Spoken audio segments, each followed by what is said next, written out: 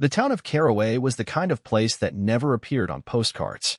It existed quietly along the bend of a river that had long since ceased to matter, its banks overgrown and eroded, its current shallow and slow. The buildings in town bore the marks of time, bricks darkened by mildew, paint peeling in soft curls from old siding, windows clouded with dust no one bothered to wipe away. The people of Caraway were neither unfriendly nor warm. They were simply tired, their movements slow, their greetings brief. It was a place where one could disappear, either deliberately or by the natural erosion of presence. Walter Grayson lived in the western end of Caraway in a faded bungalow set back from the road, hidden behind overgrown hedges and a collapsed wooden fence. He had occupied that home for over 2 decades, quietly and without interruption. The roof had caved slightly near the back after a storm 7 years ago, and the foundation had shifted enough to crack the basement wall, but Walter stayed. He patched what he could with the limited means he had. The electricity flickered during rainstorms. The water ran rust-tinged in the mornings. The porch creaked with the weight of memory. Each day, Walter followed the same pattern. He woke before sunrise, not because he needed to, but because sleep rarely visited for long. He brewed weak coffee in an old metal percolator, sipped it slowly while seated at a table marked with cigarette burns and water rings. He never smoked. The burns were from a previous life. After coffee, he dressed in layers regardless of season, worn jeans, a flannel shirt, a canvas jacket stained at the cuffs. Then he walked. Not far, and not for exercise. He walked because stillness was too close to forgetting. He passed the same houses, nodded to the same neighbors who rarely responded. He stopped at the convenience store to buy a can of soup or a small loaf of bread, sometimes only to look. The clerk, a young man with earbuds and an absent stare, never asked questions. Walter never answered them. Afterward, he returned home, where he read books he no longer remembered finishing, or listened to the radio, always tuned to the same frequency, an AM station that played country ballads and static in equal measure. In the evenings, he sat on the porch with a blanket over his knees, staring out at the fading daylight until the cold made him retreat inside. Walter had once been Staff Sergeant Walter Grayson, United States Army, deployed twice to Vietnam during the height of the war. His role had been in logistics, but the lines blurred quickly in country. He had ridden in convoys ambushed on mountain passes, retrieved bodies from jungle clearings, and spent nights in fire bases where sleep came only in the cracks between mortar fire. His last tour ended in 1971, after a roadside explosion left shrapnel embedded in his side and the left side of his face burned along the jaw. The scars had faded over time, but the sensation remained, a tightness in his skin, a pull that surfaced in the cold. The transition home was not smooth. There had been work, factory lines, warehouse jobs, but nothing consistent. Employers liked his quiet, until it became too quiet. They liked his discipline, until his absences piled up. He lived in boarding houses, on the couches of fellow veterans, and eventually in shelters. For a time, he tried to reconnect with family, but found the distance between them too vast, not in miles, but in language. They spoke of things he could not feel, laughed at things that did not seem funny. He drifted. Eventually, he stopped trying. When Walter found the bungalow in Caraway, it was through a program meant to assist aging veterans. He had applied without expectation and was surprised when approval came. The house was old but sufficient. The check from the VA arrived monthly, enough to cover utilities, groceries, and little else. He made no complaints. He asked for nothing. He paid his bills on time, swept the leaves from his porch each week, and watched the town forget him. No one in Caraway knew what he had done. No plaques bore his name. No school children had been told of his service. He had never spoken of it. Even the paperwork filed in the town office listed him only as retired. He preferred it that way. Recognition felt false. Memory was personal. The only item he kept from the war was a photograph, faded and folded at the corners, showing 6 men crouched in front of a supply truck, all of them grinning in a way that suggested defiance more than joy. Walter was third from the left. The others were all gone now. On the morning of December 2nd, a light snow fell across Caraway, softening the outlines of everything. Walter's routine did not change. He rose, made coffee, dressed, and walked. The sidewalks were slick, and he moved slower than usual, his limp more pronounced. At the convenience store, he reached for a can on the top shelf and lost his balance. He did not fall, but the motion caused a stack of items beside him to topple. The clerk looked up sharply, irritated. Walter muttered an apology and began picking up the scattered goods. The clerk said nothing. Outside, The wind bit through his coat. He pulled his collar higher, eyes on the ground. He passed a group of teenagers huddled near the bus stop, their laughter sharp and sudden. One of them pointed at him and said something he did not hear. He did not want to hear. He kept walking. That night, the heater in the house clicked off for the third time. Walter rose from his chair and reset the breaker. When it failed again, he wrapped himself in 2 blankets and sat by the window, watching the snow fall under the streetlight. His breath fogged the glass. He placed the old photograph on the sill, the faces barely visible in the dim light. He stared at it until his eyelids grew heavy.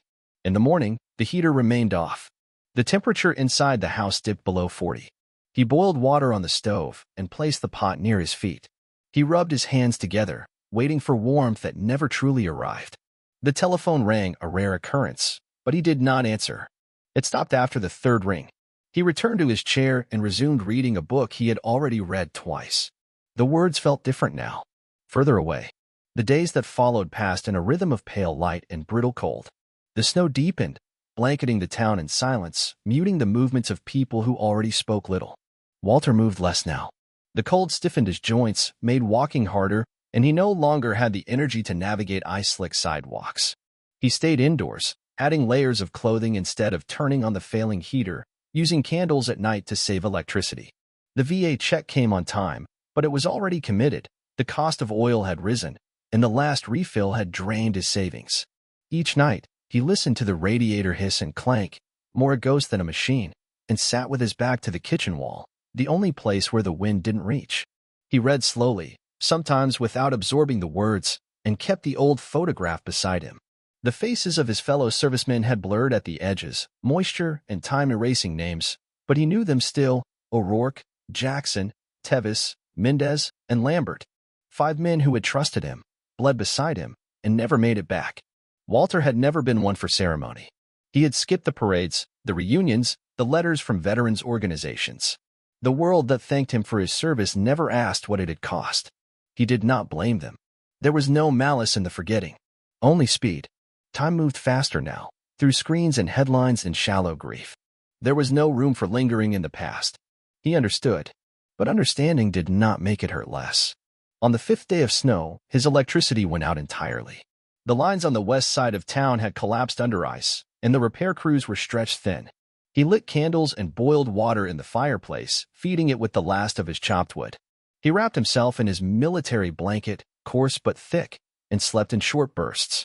Hunger was a constant pressure behind his ribs, dull but persuasive. He rationed what food he had: soup diluted, bread toasted twice to seem fuller. The cold worked into his bones. He began to cough, a deep, chest-borne rattle that stayed with him through the mornings. When the power returned, his body was already fading. He walked to the store for bread and collapsed near the back aisle. The manager called an ambulance, more from protocol than concern.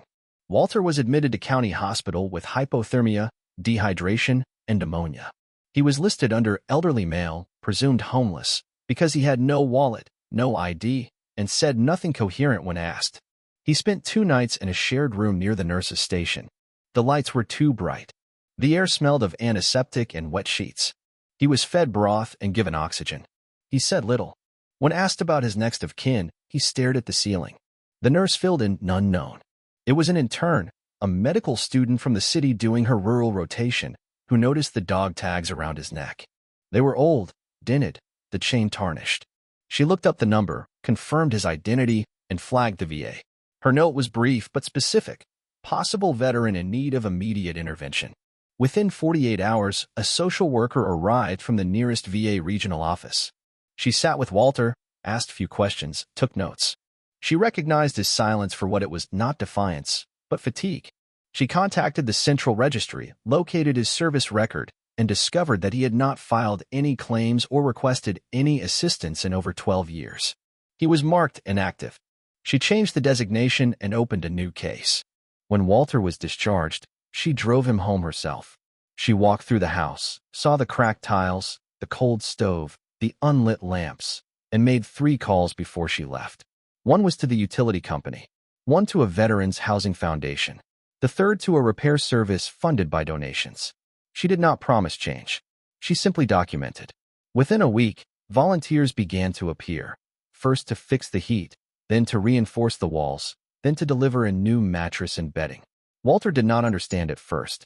He watched them like a soldier watching movement in the distance, unsure if it was enemy or friendly. He said nothing, accepted everything. Then came the letter. Folded, formal, stamped with government insignia. An invitation to attend a recognition event in the state capitol for veterans with over 20 years of unacknowledged service. His name had surfaced during a database audit. A ceremony had been arranged. Transportation would be provided. No speech required. Walter stared at the envelope for a full day before opening it. He didn't throw it away.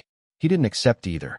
He left it on the table beside his coffee cup, reading it again each morning until the date drew near. When the day of the ceremony arrived, Walter dressed slowly.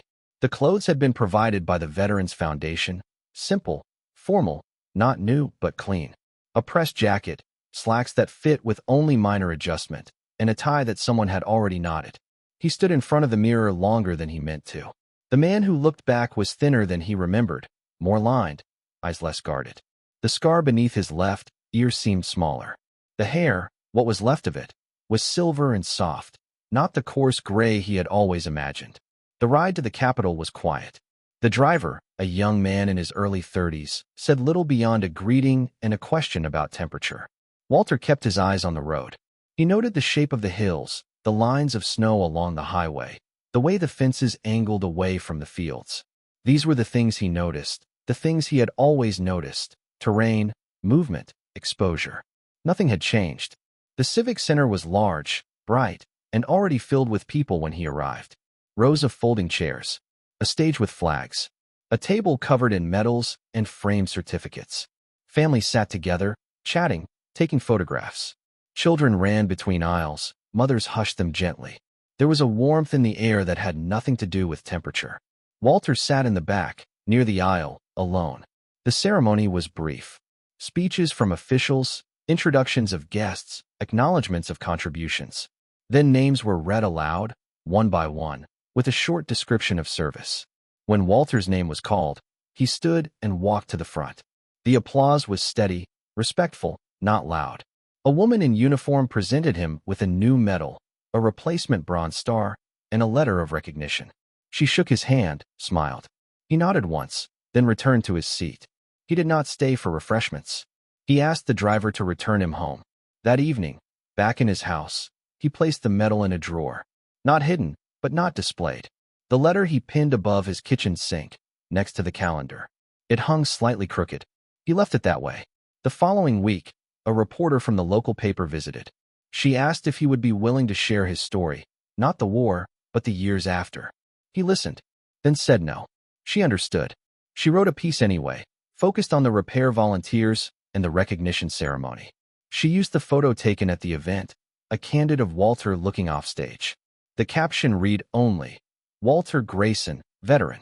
The article brought letters, some from town residents, others from people in neighboring counties who had read the story online. A man offered to repair the fence. A woman dropped off baked goods. A former soldier who had served in Iraq asked to meet him. Walter declined all invitations, but he saved the letters. He stacked them in the same drawer as the medal, tied with string. Over time, the house changed. A ramp was added to the porch. The water heater was replaced. A reading lamp was installed in the living room, bright enough for evenings. Walter began walking again, farther this time, down to the riverbank where the water still moved, slowly, quietly. He sat on the bench installed by the Parks Department, donated in memory of another veteran. He watched the water. He stayed until his hands grew stiff from cold. Children waved to him sometimes. Strangers nodded. A man on a bicycle stopped once, offered him a coffee. Walter accepted. They said nothing, just drank, seated on the bench, watching the river. Spring came. The snow melted in patches, leaving behind damp soil and the smell of thaw. Walter planted a small row of seeds behind the house. Carrots, beans, tomatoes. He didn't know if they would take, but he planted them anyway. Each morning, he checked the soil, pressed his fingers into the earth, felt its temperature. In late April, the Veterans Foundation sent another letter. They had chosen to name a local grant after him, a fund for elderly veterans in rural areas, meant to cover home repairs, utility bills, and transportation. He was not asked to speak, only informed. He smiled when he read it. then placed the letter with the others. He never sought recognition. He had lived without it too long. But it had found him, gently, without fanfare, not through ceremony, but through consistency. A knock on the door. A repaired heater. A name spoken aloud. Walter Grayson, once forgotten, now existed in memory, not only his own, but in the quiet ledger of those who had finally learned to see. And in that silent, steady way he endured.